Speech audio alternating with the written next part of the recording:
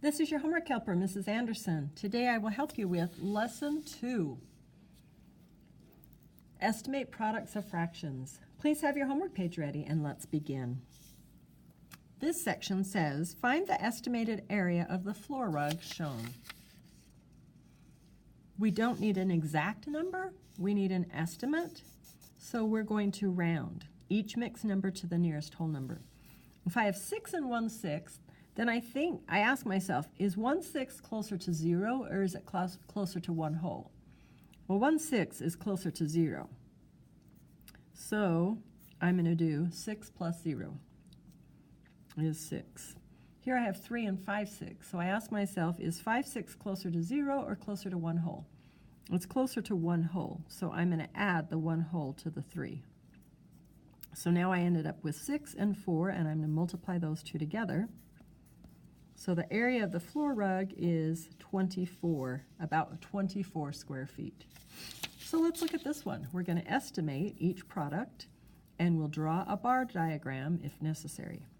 So here we have 26, 2/3 times 26. We're going to look at the denominator and 26. And I'm going to ask myself, will 3 go into 26 evenly? No, it won't. So I'm going to round the 26 up to 27 because 3 will go into 27. Now I'll make my bar diagram, and the denominator tells me how many spaces that I need. And then I divide. 27 divided by 3 is 9, and that's the number that will go in each space. I can check by going like this. 9 plus 9 plus 9 is 27. Now I look back at the fraction, and I need 2/3 of 27. So I'll take 2 of these thirds. I have 9 and 9, so I'll add those up, and the answer is 18. Okay. Now this one here is a little different. This one's saying I have 2 fractions that I'm multiplying by. So I need to ask myself, is 7/8 closer to 1 whole or to 0? Well, 7/8 is closer to 1 whole, so I'm going to round 7/8 to 1. And then 5/6. Is 5/6 closer to 0 or to 1 whole? It's also closer to 1 whole, so I'll just bring my times sign down. 1 times 1 is 1, so that's the answer there. Okay. All of these are a little different from each other, so I'm doing all 3 of them. So this one says 5 and 1/5 times 8 and 5/6. We're going to estimate. It's just like we did up here. We're going to take the number 5 and this mixed number, 5 and 1/5, and we're going to round it to a whole number. So I'm not going to look at the 5, I'm just going to look at the 1/5. Is it closer to 0 or 1 whole? Well, it's definitely closer to 0. So I'm going to do 5 plus 0. I like to put the 0 underneath. Then I can bring my times sign down. Now I'm going to do 8 and 5/6. So I ask myself, not looking at the 8, is 5/6 closer to 0 or is it closer to 1 whole? Well, 5/6 is closer to 1 whole, so I'll write my 1 whole underneath my 8 and add these 2 together. 8 plus 1 is 9. So now here's what I need to do.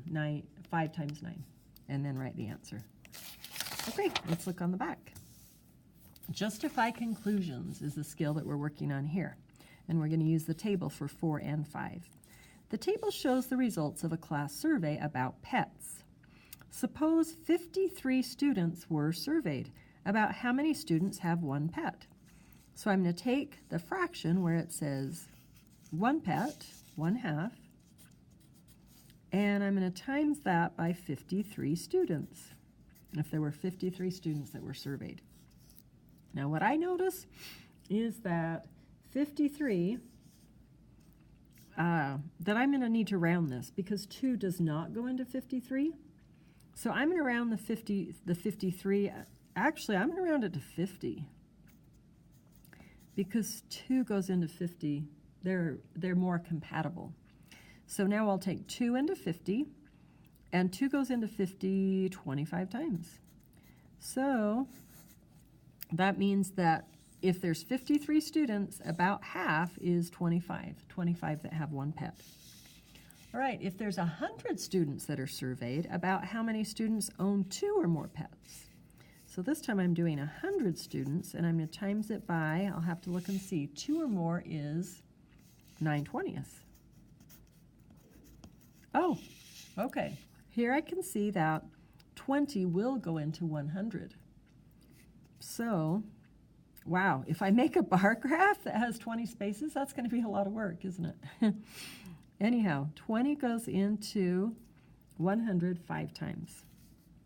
So I'll take the number 5, and I will multiply it by the 9. That way I won't have to draw 20 squares. All right, a rectangular floor measures 1 1/8 feet by 13 3/4 feet. So here's my carpet, 10 1/8 and 13 3/4. If Mary buys 150 square feet of carpet, will she have enough carpet to cover the floor? Well, to find the area of this carpet, I'm going to need to do 13 3/4 and multiply by 10 1/8. So I'm going to round 13 to the nearest whole number, and I'm going to round 10 to the nearest whole number, and then multiply those two numbers together. Once I multiply the two numbers together, I need to decide if Mary buys 150 square feet of carpet, will she have enough carpet to cover the floor? So I'll need to write yes or no. Okay, let's look at number 7. A cup of water holds about 8 ounces. If a recipe calls for 1/3 cup of water, which is the best estimate of the number of ounces that are needed? Draw a bar diagram if necessary. If I have 8 ounces and I multiply by 1/3, I'm going to need to change this number because 3 won't go into 8 evenly. So you'll need to decide what number this could be. What number will 3 go into evenly? Okay, I'll have 3 spaces. And then I'll take that number, divide by 3, and write that number in here. And then choose the right answer. Thanks for watching this Homework Helper video. If you have questions, feel free to ask me tomorrow at school.